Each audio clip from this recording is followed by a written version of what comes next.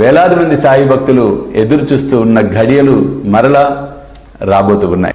స్వామీజీతో షిరిడి యాత్ర సెప్టెంబర్ 5 గురువారం నాడు బయలుదేరతాం. సెప్టెంబర్ 6, 7, 8 షిరిడిలో వేలాది మంది సాయి భక్తులతో ఈసారి ప్రపంచవ్యాప్తంగా ఉన్న సాయి భక్తులందరినీ కూడా మేము ఇన్వైట్ చేస్తున్నాం ఈ గొప్ప కార్యక్రమానికి.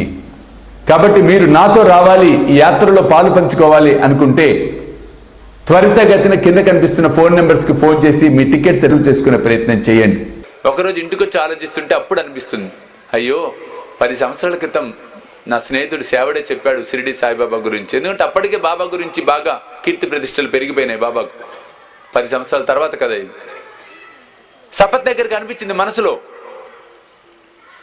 సాయిబాబాని దూషించడం వలన అప్పుడు ఆ రోజున బాబా కోపంతో నా బిడ్డను చంపివేశాడేమో.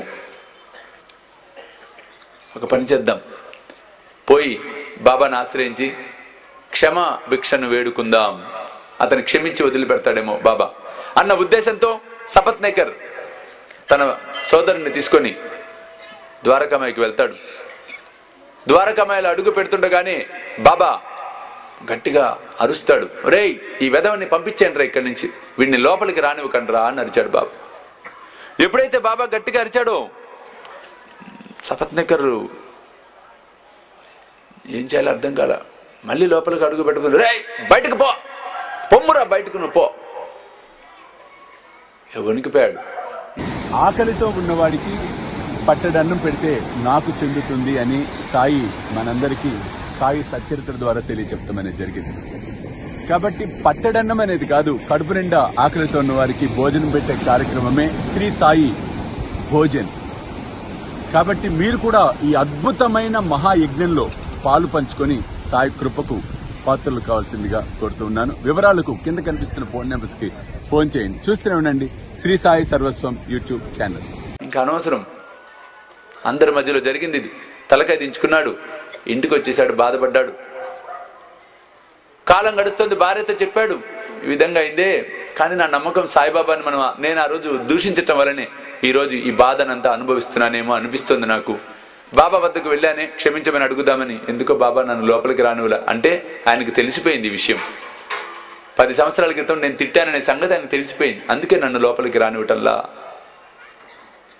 సరే ఆయన ఎలాగ అనుమతి ఇవ్వలేదు కాబట్టి మన ఇద్దరం కలిసి కాశీకి వెళ్దాం, అక్కడ కొంతకాలం ఉందాం అని చెప్పి అనుకుంటారు. కాలం గడుస్తుంది, కాశీకి వెళ్లే రోజులు ఇంకో 2-3 రోజుల్లో ఉందనగా సపత్ నేకర్ భార్యకు స్వప్నం ఒకటి కనపడిందట నిద్రిస్తున్న సమయంలో.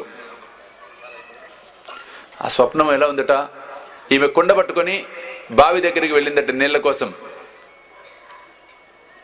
ఆ బావి దగ్గర ఒక ముసలాయన, ఒక ఫకీర్ లాగా ఉన్నట్ట నిలబడి ఉన్నట్ట, అమ్మా నా వైపు రా అమ్మా, నీ కుండను స్వచ్ఛమైన జలముతో నింపుతాను అన్నాడట. అనేటప్పటికీ భయపడిపోయిందామె స్వప్నంలో.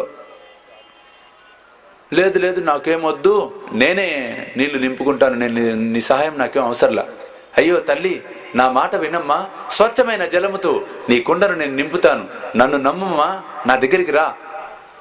లేదు నేను రాను అని చెప్పి వెనక్కి ఈమె పరిగెత్తడం ప్రారంభించిందట. ఆ ఫకీర్ ఈమె వెంబడపడి పరిగెడుతూ ఉండగా ఉలిక్కిపడి లేస్తుంది, స్వప్నం కాస్త ముగిసిపోతుంది.